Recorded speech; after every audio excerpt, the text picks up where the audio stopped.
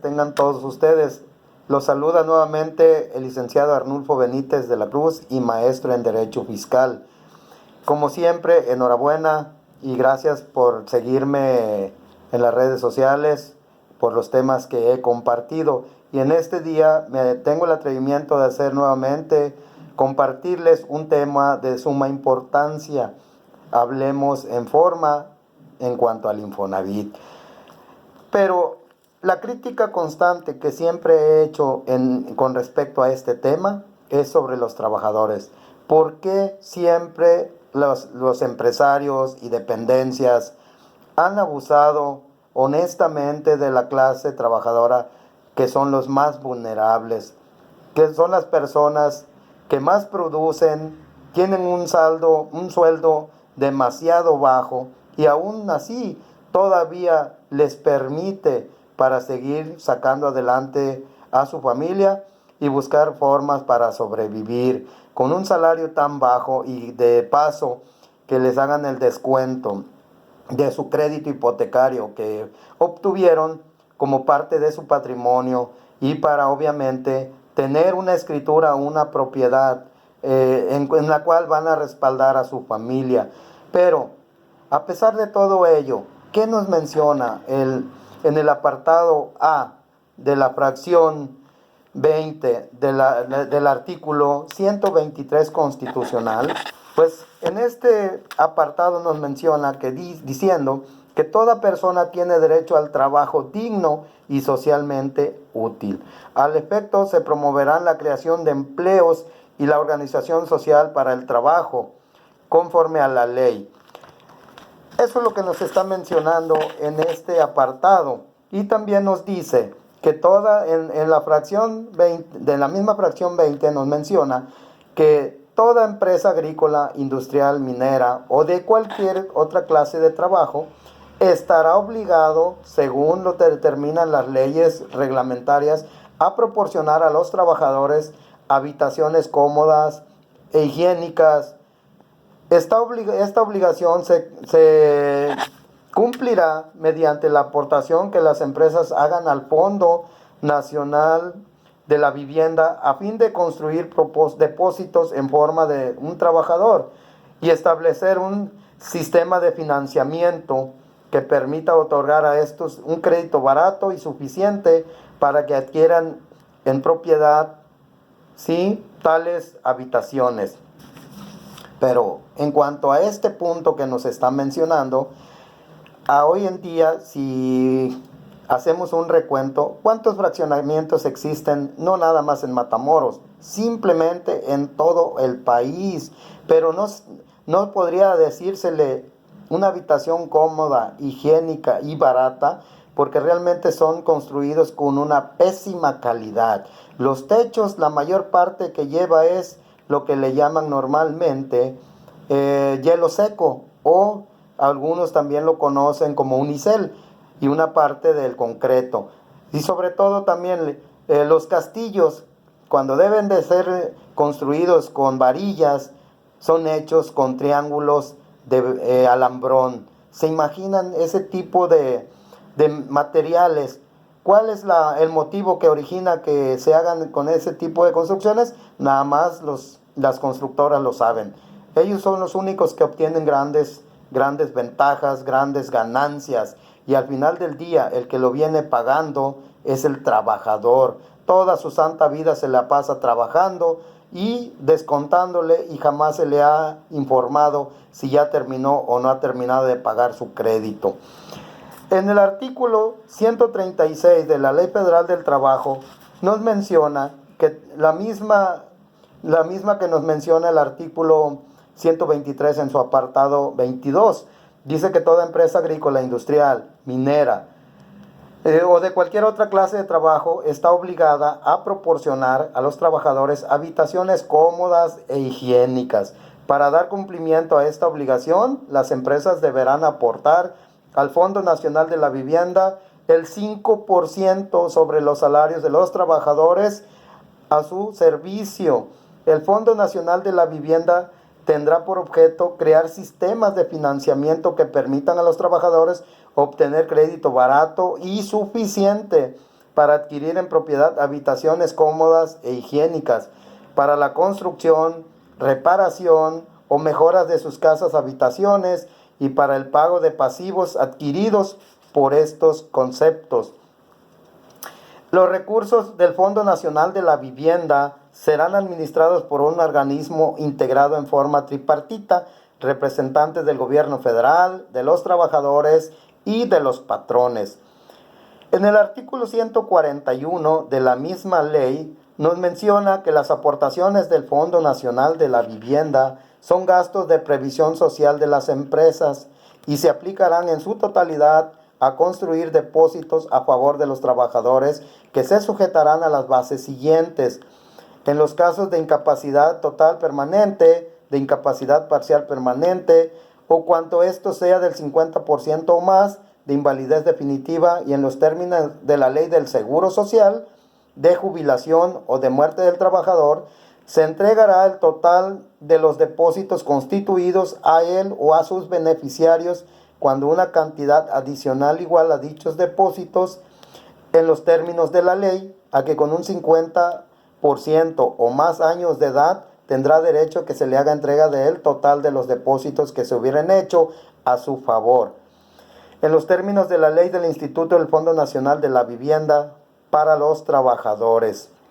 En caso de que el trabajador no hubiera recibido crédito del instituto, las cantidades que tuviera derecho en los términos de las fracciones anteriores se aplicará a la amortización del crédito, salvo en los casos de incapacidad total permanente o muerte, en los términos del artículo 145. Si después de hacer las aplicaciones de dichas cantidades a la amortización del crédito quedará a saldo a favor del trabajador, se le entregará con este monto lo correspondiente. Los créditos que otorguen por organismos que administre el Fondo Nacional de la Vivienda estarán cubiertos por un seguro por los casos de incapacidad total permanentes o de muerte, que libere el trabajador o sus beneficiarios de las obligaciones gravemente o limitantes del dominio a favor del citado organismo. En este punto es muy importante aclarar, si la ley todavía no se modifica, ¿por qué entonces se están modificando los contratos de créditos hipotecarios? Hoy en día te mencionan, si el acreditado falleció y quedan los beneficiarios, hacen reclamo de ese crédito, lo primero que les informan es que ahora ellos son responsables solidarios en cuanto a la deuda. Ellos continuarán pagando esa deuda hasta que les libere el dicho crédito. De lo contrario, no les van a otorgar absolutamente nada. En el artículo 149, el organismo que se cree para administrar los recursos del Fondo Nacional de la Vivienda determinará las sumas que se asignarán al financiamiento de programas de casa, habitaciones destinadas a ser adquiridas en propiedad por los trabajadores y lo que se le aplicarán para la adquisición, construcción, reparación o mejora de dichas casas. Entonces, si nos está hablando que el Infonavit es un organismo autónomo, cuenta con su propia ley, en la misma ley, ¿por qué no menciona que debe de elaborar contratos con empresas privadas, como en este caso las constructoras, que hay muchísimas, y a la vez las constructoras utilizan a intermediarios como son los comisionistas, quien viene pagando al final del día todo ese salario de estas personas? Si un crédito dice en la ley del Infonavit que tiene que ser barata, ¿barata de cuánto? No nos mencionan cuánto es el precio real. Si una casa para el Infonavit debe ser financiada con sus recursos propios, se supone que debe de contar con una constructora propiamente del Infonavit, no solicitar o hacer contratos con empresas, concesionarlas con empresas privadas y mucho menos con las empresas llamadas inmobiliarias. ¿Cuánto se lleva una persona inmobiliaria, un representante inmobiliario o un asesor o como le quieran ustedes llamar? Se está llevando hasta 50, 60, 70 mil pesos.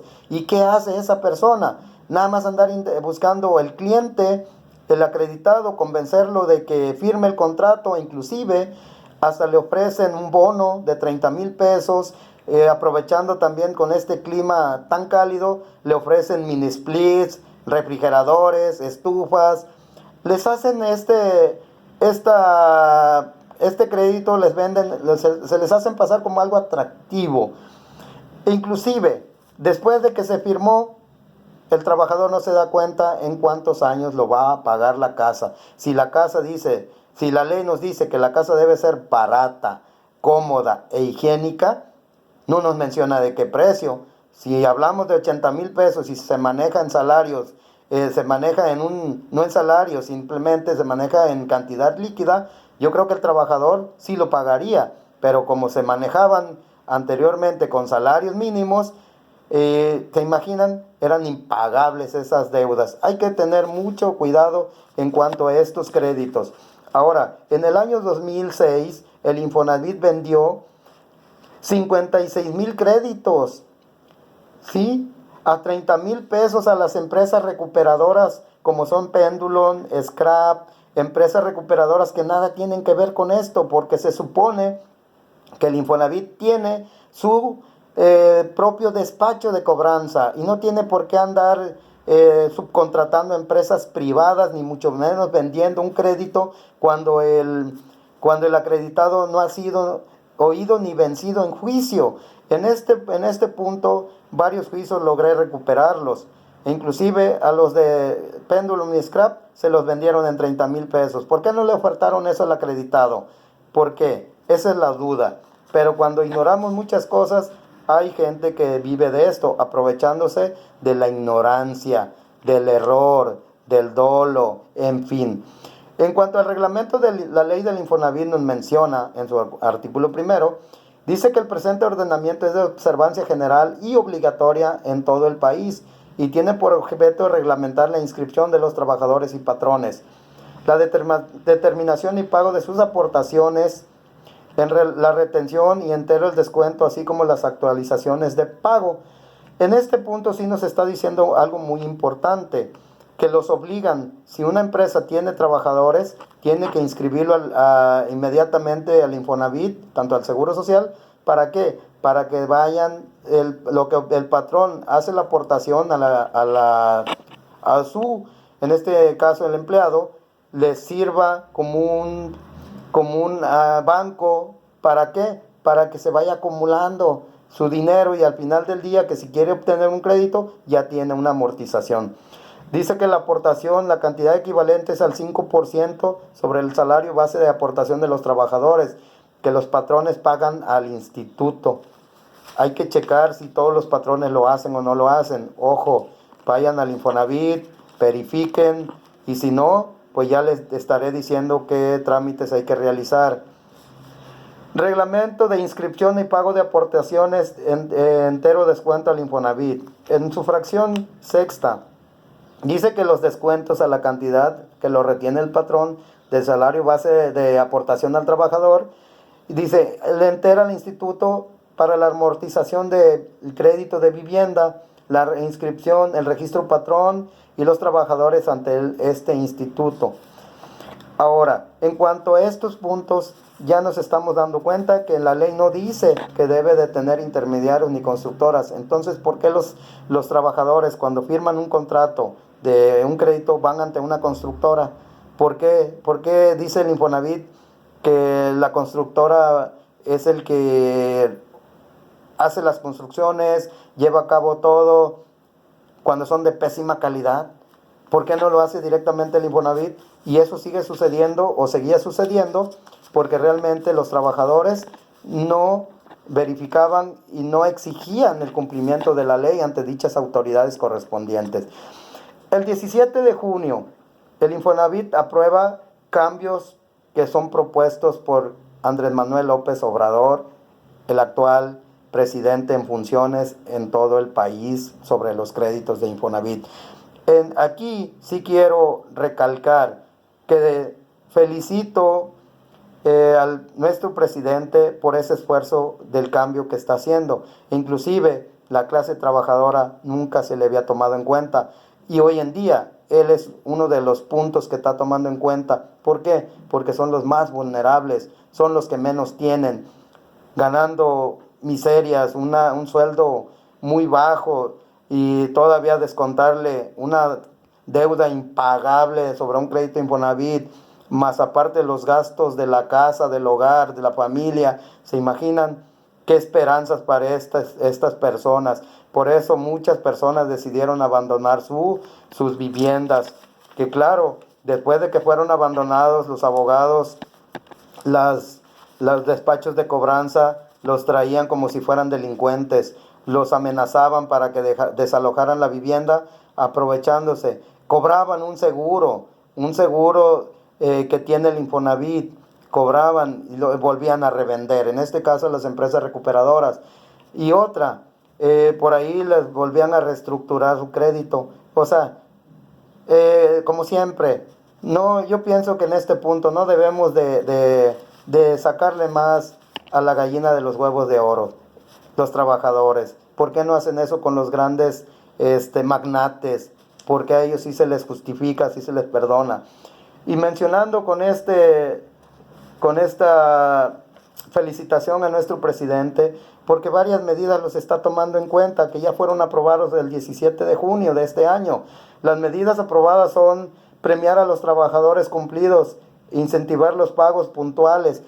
¿Cómo se va a premiar en este caso? Pues precisamente, hay personas que tienen años pagando. Si la casa te la vendieron en 300,000 pesos y resulta que ya tienes 30 años y no terminas de pagar. Entonces, una de las medidas que está buscando nuestro presidente es que se acerquen ustedes directamente al Infonavit, no con intermediarios, con el Infonavit, para que les informen si ustedes ya terminaron de pagar su deuda, si no quedaron a deber, no tienen deudas atrasadas, automáticamente se le va a hacer la devolución del resto de la cantidad que se les estuvo descontando dolosamente. Tengan mucho cuidado en ese punto. Acérquense primero con un servidor aquí. Nuestro despacho jurídico y contable está dispuesto a apoyarlos, asesorarlos, obviamente, para que ya no los traigan vueltas y vueltas. Y si no, pues nos vamos a un amparo, a ver qué recursos aplicamos. Dice que también nos menciona que se preocupa que los créditos se está buscando algo muy importante. Les está pidiendo por ahí que se desistan. Ya una vez que ustedes son demandados, que se pueden desistir de esta demanda, pero yo creo que no lo van a hacer. Nadie, ningún abogado que trabaje bajo comisión va a querer perder 30, 40 mil pesos porque se les paga cuando recuperan la vivienda. Cuando ya desalojaron a las familias es cuando se les paga esta comisión. Entonces no creo que se desistan de los juicios que pudieran provocar desalojos, ¿verdad? Al contrario, creo que van a acelerar esos procedimientos. Aquí los invito a todas esas personas que se encuentran demandadas y todavía no se lleva a cabo la ejecución de lanzamiento, que todavía no los desalojan de su vivienda, acérquense para hacerle un estudio minucioso a su caso y promover algún recurso, a ver qué se hace y tratar de evitar sean lanzados como viles delincuentes. También otro punto que está exigiendo y ya fue aprobado, dar opciones para que los usuarios conserven su patrimonio. Ahora sí, esto es muy importante porque hoy en día ya no va a haber demandas. Ya está exigiendo que a nadie se le desaloje de su vivienda. Al contrario, se van a buscar medidas para que se hagan los pagos en pesos y ya no en salarios como se venía manejando anteriormente.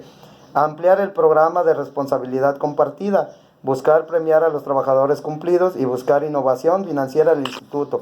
Tan sencillo es, no necesitan innovar nada, simplemente sacar como intermediarios a las constructoras y también a los intermediarios que se dedican a vender casas o a ofrecer viviendas y son llamados con una palabra muy rimbombante, asesores inmobiliarios. Pero en fin, se los dejo de tarea. En varias contestaciones de demanda con clientes que tuve o he tenido hasta la fecha, yo por lo regular siempre contestaba alegando, por ahí presentaba incidentes de incompetencia. Porque aquí en la jurisprudencia nos menciona en la novena época 17.383 número de registro. Dice que contrato de crédito otorgado por el Infonavit para la adquisición de vivienda, las reglas sobre rescisión y sus consecuencias previstas por el artículo 49 de la ley relativa solo son aplicables respecto de inmuebles financiados directamente por el instituto cuando hayan sido construidos con recursos del mismo. Entonces, ¿por qué no los construyen ellos? Ahora sí, permiten que construyan, hagan las constructoras todo eso, y el Infonavit infla las cantidades. Si el Infonavit a ti te vende la casa en 100,000 pesos, la constructora dice que como con todo el trabajo que realizó son 200,000 pesos, ya son 300, más lo que gane el asesor inmobiliario, son 50,000 pesos sin hacer nada, nomás andar buscando clientes. ¿Quién va a pagar al final del día esta cantidad? El mismo acreditado. El trabajador, sí, él no se cansa, él no siente sueño, no tiene hambre, su familia no come. O sea, no, la verdad, la inconsciencia, los derechos humanos está al pendiente de esto y de acuerdo a los tratados internacionales.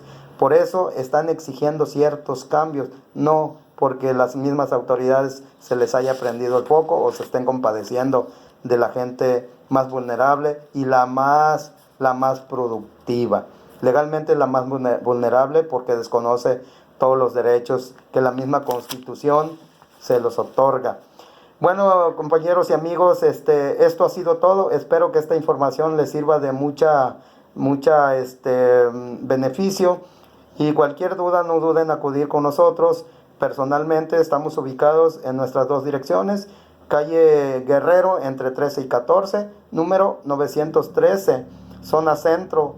Y en la otra dirección estamos en la avenida Marta R. Gómez, entre ampliación calle Francisco y Madero. Ahí nos pueden localizar. Los teléfonos, ambos domicilios tienen el mismo número de teléfono. El teléfono de oficina 812-3687. Número del WhatsApp, estamos en 8682-1548-59. Celular 8681-2407-24-9379. También nos pueden localizar en la página, en el Facebook. También estamos ahí como Despacho Jurídico y Contable. Contamos con un gran equipo de abogados, contadores, de todas las ramas, especialistas en la materia. Así es que, y se les exhorta para que tengan más conocimiento del tema. No duden en acudir con un profesional de la carrera, de la materia, pero claro, no les duela pagar la asesoría, porque recuerden que también los profesionistas comemos. Muchísimas gracias, espero que se la pasen muy bien en este bonito día y ojo, cuiden sus derechos y háganlo valer.